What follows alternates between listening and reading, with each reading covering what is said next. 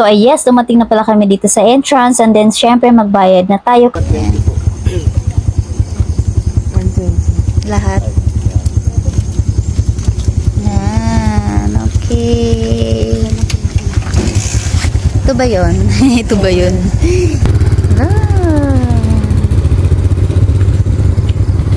Picture muna kayo habang malilinis. Picture. Picture muna. Sige, baba na kayo.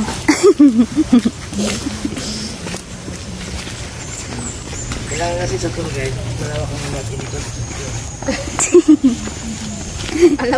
Alam na ni Madam kung saan siya kakapit mamaya pag Oo.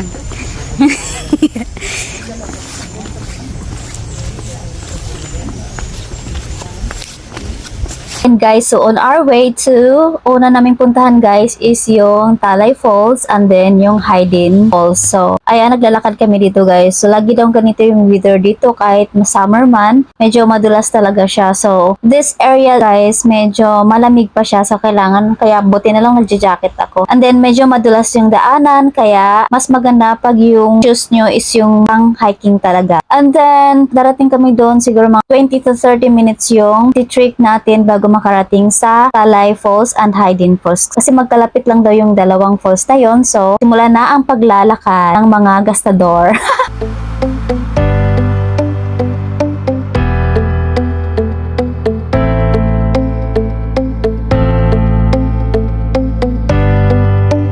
So, ayan guys, tingnan nyo naman yung daanan. Tingnan nyo naman yung daanan kung gaano yan kadulas. Buti na lang may hawakan talaga dito ng mga kawayan. Para may kakapitan kayo guys. Ayan, para hindi kayo madulas kasi walang sasalo. Char!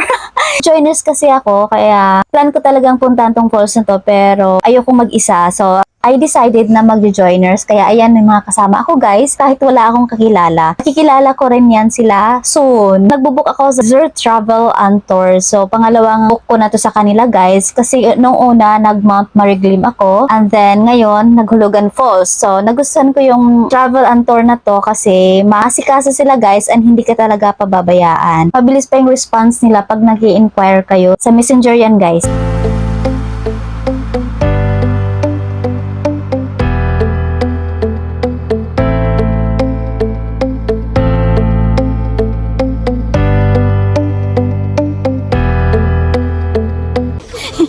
Grabe siya. ipag-vlog ako. Bahala. Ayun ka. Hala ka, gugulong ka dyan makapag-video.